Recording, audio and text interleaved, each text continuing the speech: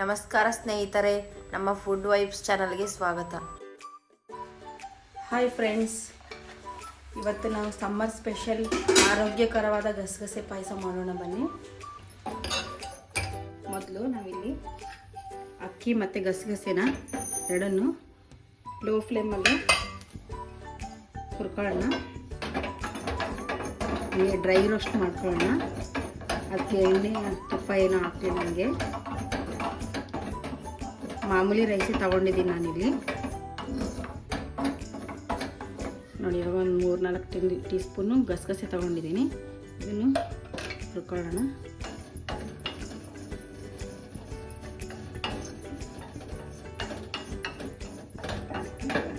ಒಂದು 5 ನಿಮಿಷ ಲೋ ಫ್ಲೇಮಲ್ಲಿ ಹುರ್ಕೊಳ್ಳೋಣ. ಒಂದು ಸ್ವಲ್ಪ ಗೋಡಂಬಿ ಬಾದಾಮಿನ ಅದನ್ನು ಸ್ವಲ್ಪ ಡ್ರೈ ರೋಸ್ಟ್ ಮಾಡ್ಕೊಳ್ಳೋಣ.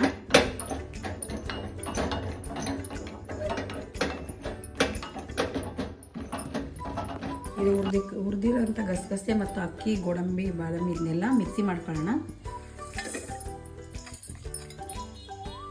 ಮತ್ತು ಒಂದು ಅರ್ಧ ಬಟ್ಲು ಹಸಿ ಕೊಬ್ಬರಿ ತುರಿ ತೊಗೊಂಡಿದ್ದೀನಿ, ಅದನ್ನು ಹಾಕೊಳ್ಳೋಣ. ಮತ್ತು ಒಂದು ಅರ್ಧ ಬಟ್ಲು ಒಣ ಕೊಬ್ಬರಿ ತುರಿ ತೊಗೊಂಡಿದ್ದೀನಿ, ಅದನ್ನ ಹಾಕೋಣ. ಅದನ್ನೆಲ್ಲ ಹಾಕಿ ಸಣ್ಣಕ್ಕೆ ಪೇಸ್ಟ್ ಮಾಡ್ಕೊಳ್ಳೋಣ.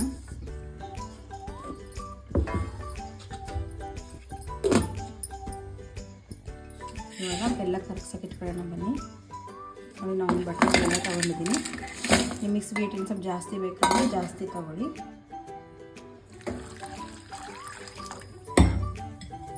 ಕರಗ್ಸಕ್ಕೆ ಇಟ್ಕೊಳ್ಳೋಣ.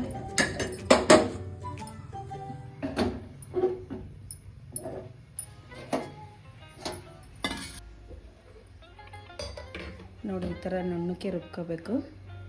ಇದನ್ನ ಇವಾಗ ಸ್ವಲ್ಪ ಬಿಸಿ ಮಾಡ್ತೀನಿ.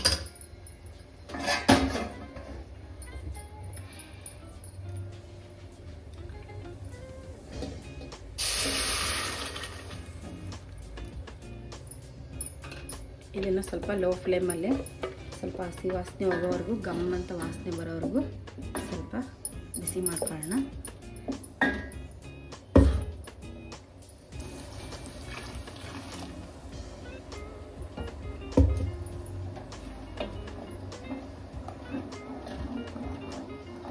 ಸ್ವಲ್ಪ ಗಮ್ಮಂತ ವಾಸನೆ ಬರೋವರೆಗೂ ಸ್ವಲ್ಪ ಬಿಸಿ ಮಾಡ್ಕೊಳ್ಳೋಣ.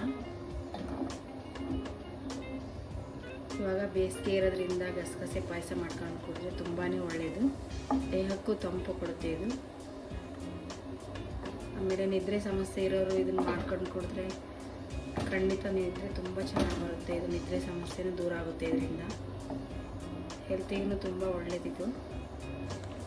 ನೋಡಿ, ಆಗಿದೆ ಇದು. ಇವಾಗ ಇದಕ್ಕೆ ಬೆಲ್ಲ ಕರಗಿಸ್ಕೊಂಡಿದ್ವಲ್ಲ ಅದನ್ನ ಹಾಕೊಳ್ಳೋಣ.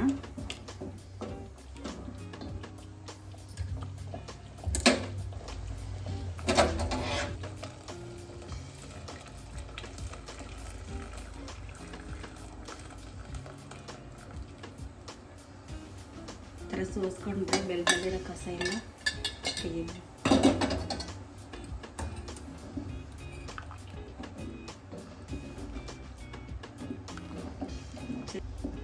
ಚೆನ್ನಾಗಿ ಮಿಕ್ಸ್ ಮಾಡ್ಕೊಳ್ಳೋಣ. ಇದನ್ನು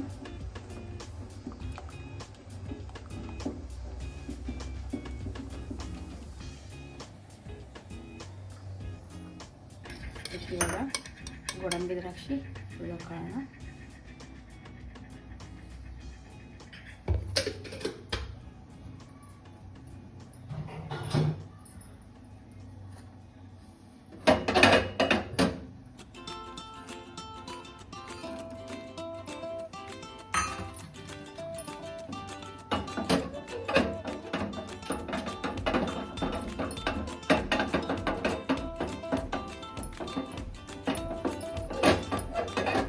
ಇದಕ್ಕೆ ಹಾಲು ಹಾಕ್ಕೋಬೋದು. ನಾನು ಹಾಲು ಹಾಕಿಲ್ಲ ಇಲ್ಲಿ. ಹಾಲು ಹಾಕಿದ್ರೆ ತುಂಬ ಚೆನ್ನಾಗಿರುತ್ತೆ.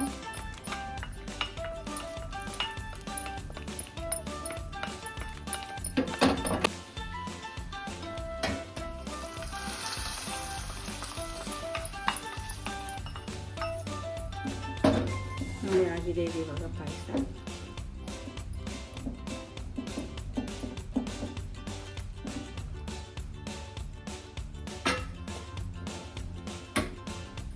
ನೋಡಿ, ರುಚಿಯಾದ ಆರೋಗ್ಯಕರವಾದ ಪಾಯಸ ರೆಡಿಯಾಗಿದೆ.